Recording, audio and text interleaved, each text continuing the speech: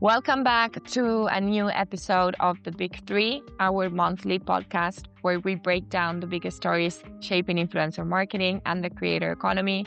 I'm your host, Ceci Carloni, and as always, I'm here with my co-host, Nii Ahene, founder of Net Influencer. Nii, nice seeing you again. How's everything going? Pretty good, pretty good. It's finally, we had a short winter here in Southern California, and now the temperature is back up to 80 degrees Fahrenheit. So that's always a plus. Did you enjoy the weekend? It was a fantastic weekend, super sunny outside. I know folks that are out east were dealing with a blizzard, but we're very good here in Southern California. Well, glad to hear that. Nii, we have a great lineup for this episode today. So if you're ready, I'm more than happy to dive right in. Let's do it. Awesome. So for those in our audience, as many of you know, at Net Influencer, we regularly publish roundtable articles where we gather insights from professionals and executives across the creator economy. Last month, the three most clicked stories were all roundtable articles covering big cultural moments, performance measurement, and what's happening behind the scenes as creator programs scale. So today we're unpacking those three stories. Story number one, to kick things off, is the roundtable about big cultural moments like the Super Bowl or March Madness. So for that one, we reach out to professionals across the industry and asked a simple question. How should brand partner with creators to maximize the opportunity of big cultural events like the Super Bowl or March Madness? We received 48 quotes. Participants talk about long-term partnership, trusting creators creatively, not treating cultural moments like a one-off thing. And a few contributors basically said that if you're reaching out to a creator a few weeks before a major event, you're already late. So I think the message was clear. Cultural relevance can be rushed. I think, Nida, the main question I want to ask you is, after reading all the contributors' comments and watching the activations play out, do you feel like brands are actually applying this long-term thinking? Or are we still talking about the same gaps every single year? No, I think that when it comes to cultural events, I think this is something that brands do very well. And I think there's a growing appreciation that cultural events, you don't have to necessarily send somebody to March Madness or to the US Open or the Grammys or whatever it is. It's more of a question that, hey, we know that's going to be a topic of conversation. What is the opportunity to create content around this space with our creators, whether they're watching it at home on TV or they're commenting on it? That's really the opportunity. And I've seen brands really embrace that, especially in 2026. During the Super Bowl, there wasn't just brands that were focused on, okay, we're trying to get creators into our commercial and spend $10 million on commercial. Definitely brands that were saying, okay, we're going to go ahead and activate creators around this. Maybe it's something at the halftime show or maybe getting content specifically at Super Bowl parties. And so I think this area is an area that brands have really leaned into, and I'm excited to see how more brands are more creative about using these interesting intersections because they're really, really few and far between where the entire country is focused on one or two things or a subsection of the country is focused on one or two things to be able to create a cultural event, right? So like the Olympics is a perfect example. Winter Olympics just happened. We saw some of that happen, and then we have the World Cup coming in a couple of months. It's going to be, those are two big global opportunities for brands to be able to lay into this. Yeah. Me, I do want to say that I think that if we zoom out, what I really liked about this roundtable is that the Super Bowl conversation didn't feel disconnected from everything else we've been hearing lately. I mean, it was very in line with the broader conversation around long-term partnerships, authenticity, and bringing creators in early. So, and I do believe that cultural moments amplify what's already there. You can just grab a creator, drop them into a campaign last minute, put a brand tag on it, and expect it, to perform. That's what I thought, and that's what I enjoyed the most out of that roundtable. But if we're talking about performance, we need to talk about the next story, which is another roundtable that really resonated last month, which was part of our ongoing series on tooling and systems. So for that one, we've been asking professionals across the industry what tools they're using, what processes are actually working, and where things still feel messy. And this time we focus on measurement. We asked 41 professionals, what tools or frameworks do you rely on to measure creator performance today, and what gap still exists in analytics and attribution?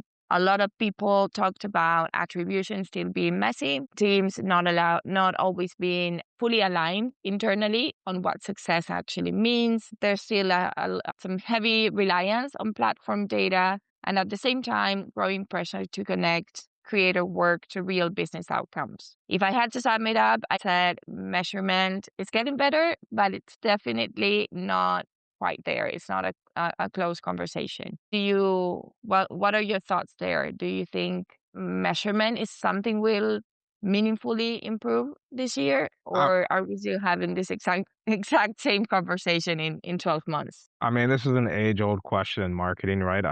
The old adage is, I know 50% of marketing is working, but I don't know which 50%. That's always been an adage in marketing for the longest time. I think when it comes to measurement for creators, there's two challenges. One is the fact that not every brand is going to consider success the same. So we're never going to have a universal, this is what it means to have a successful creator campaign, right? Because there are some brands that are looking for unaided awareness. There are some brands that are looking for ROI and specific sales that are from click through or last click attribution. So like that difference in terms of what is the objective that a creator campaign is supposed to go after, understanding that and then aligning on those metrics in terms of what it means to have success, that's the first step. And across the 41 or so people that we spoke to, people are working with brands and teams that are focused on different aspects of that marketing funnel. So there's that piece. The other reality is, unfortunately, none of the platforms are ever going to make it easy to be able to see what happens after somebody sees a creator ad, right? Because creator, like the weird thing about the creator economy is that the content that we're producing, that we're collaborating with creators on,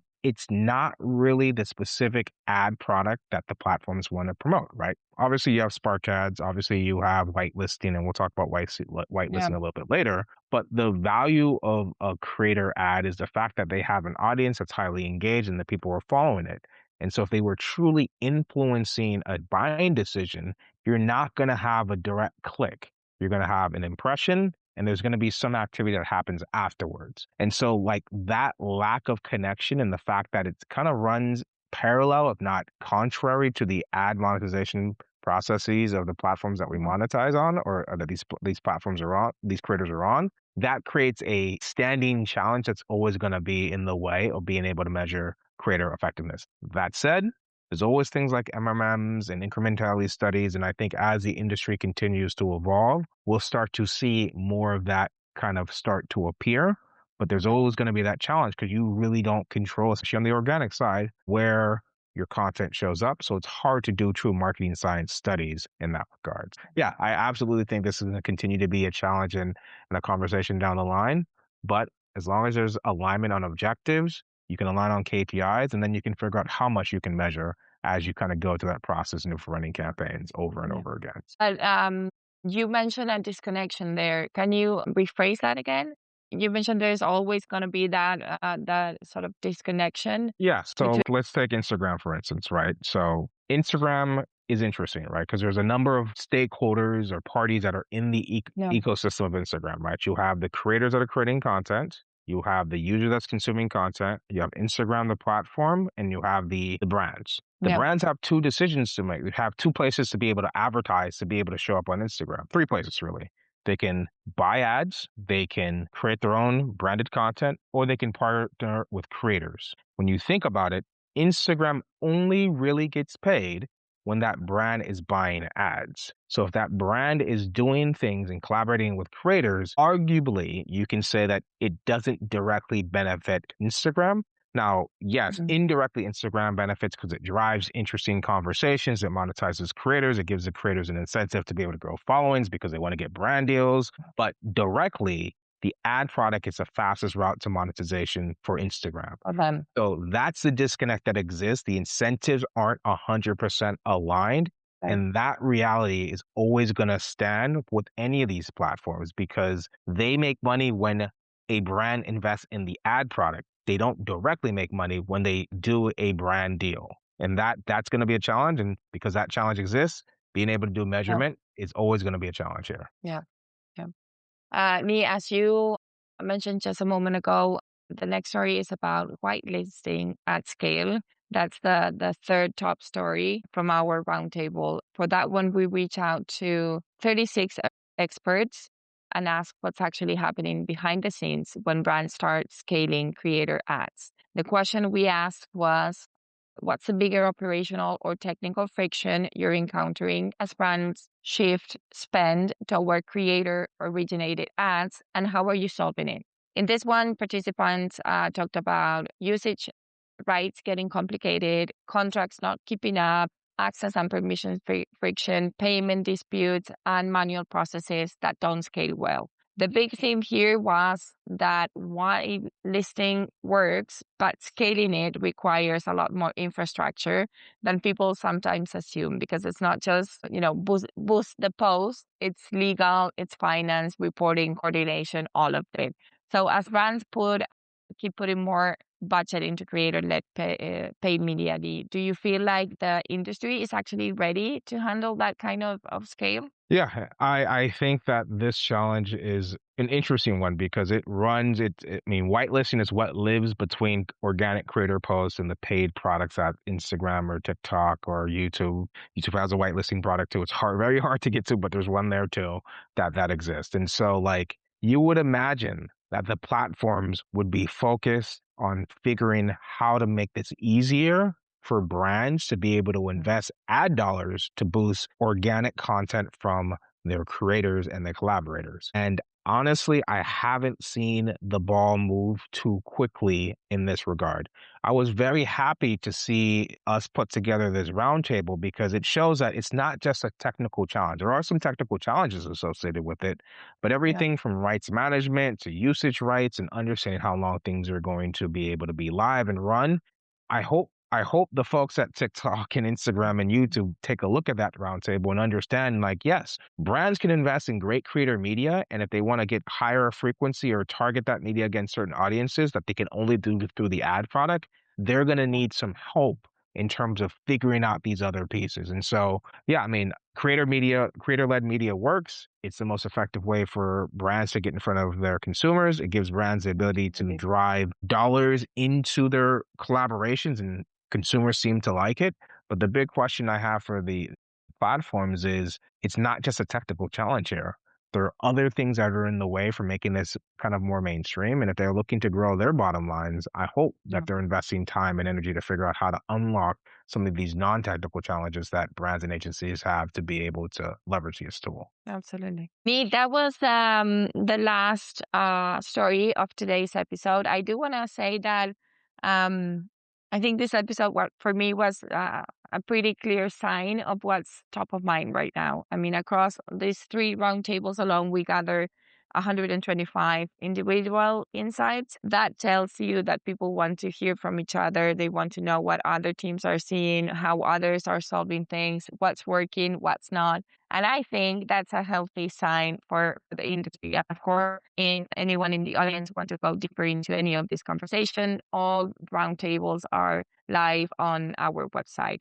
Nii, anything else you'd like to add or share with us before we wrap? Yeah, we have a couple exciting roundtables coming up, and obviously the news in this industry never stops. So definitely stay tuned for the next episode. It's gonna be exciting. Yeah.